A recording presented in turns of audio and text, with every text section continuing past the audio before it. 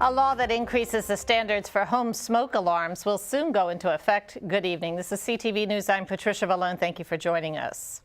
Well, 11 residents have died in home fires this year in Prince George's. Fire officials say 7 of those homes did not have a working smoke detector. Last week, Governor Martin O'Malley signed new legislation that requires residents to use smoke alarms that have sealed-in 10-year lithium batteries. The device must also be equipped with a hush feature. Fire officials, along with a representative from a leading smoke alarm manufacturer, convened at a press conference in Capitol Heights today to discuss how the technology will save more lives. If your smoke alarm goes off as what we would term a nuisance alarm because you burnt toast and there's no fire or you're broiling, all you'd have to do is touch the hush feature. That alarm is silenced for a period of about 8 minutes. Now, if it was a real fire and you silenced it inadvertently, then the technology is built into the circuitry, then it'll start alarming again. The new alarms also make sense because what a lot of people don't know is that smoke alarms should be replaced every 10 years. So after 10 years, approximately, these alarms will give you an end-of-life warning to let you know that you should get a new smoke alarm.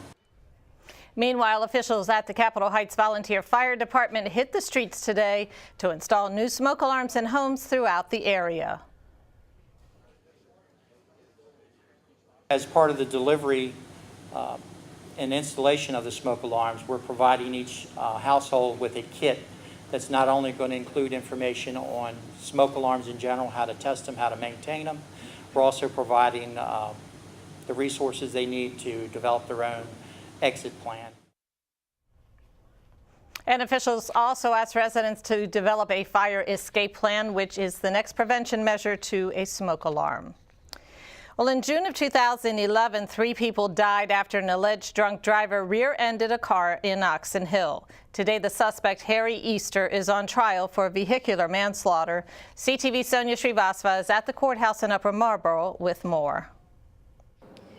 Well, an interesting turn of events here this morning. The day started off with jury selection, but as a panel walked into the courtroom, one of the friends held up an obituary of one of the victims with a picture, and that caused the judge to call in a second panel of potential jurors. It's an emotional day for Jill Harden, who lost 2 of her closest friends in the incident. Today, as potential jury members walked into the courtroom, she held up an obituary. I did something I shouldn't have done. I brought the obituary with me, and I showed it to the juries as they came in. I didn't know I couldn't do that, but I wanted them to know that these 3 people meant a lot to me, especially the 2 sisters. Again, we grew up from birth, from babies, up until our adult. You know, we're in our 50s now. And for this to be snuffed out, you know, and they shouldn't have went like that. It was June 2011. The victims, Eugene and Cordelia Johnson, along with Cordelia's sister Gwendolyn and her husband Tim Demby, were on their way back to Virginia from Accokeek.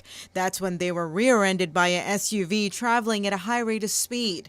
This caused their driver, Eugene Johnson, to lose control of the vehicle, which then careened into a tree. The driver of the SUV, Harry Easter, is now charged with vehicular manslaughter and other charges. Prosecutors say Easter was driving drunk at the time. I hope the state of Maryland prosecute him to the fullest. Now, Harry Easter faces 33 years in jail in Upper Marlboro. I'm Sonia Srivastava for CTV News. And the trial is expected to last no more than 2 days. Well, a University of Maryland student is charged with filing a false report after she allegedly told police she was robbed. 23-year-old Kayla Davis claimed the incident happened on Lakeland Road around noon Sunday. She said she was heading to the university's commencement ceremony when a white man with a knife tried to rob her. She also claimed that she was cut in the scuffle. During an interview with police, a spokesman for the department says Davis admitted making up the story. Prince George's police have no motive in this case. Davis is facing 6 months in jail and a $500 fine. Well, immigration reform was the topic this afternoon during a roundtable discussion at Casa de Maryland. The talk follows the first week of deliberation by the Senate Judiciary Committee of Comprehensive Immigration Reform legislation. U.S. Senator Ben Cardin and community leaders were among those participating.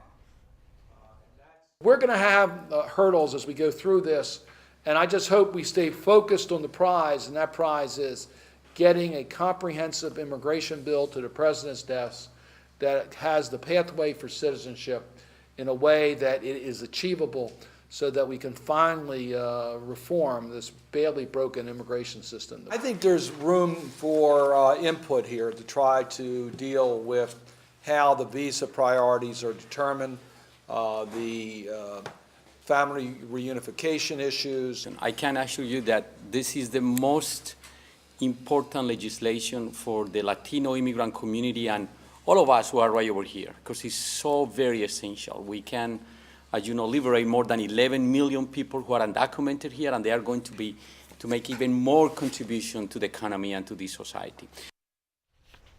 And the legislation is expected to be debated on the Senate floor during the month of June. The House of Representatives recently announced that it also reached a bipartisan agreement on immigration reform.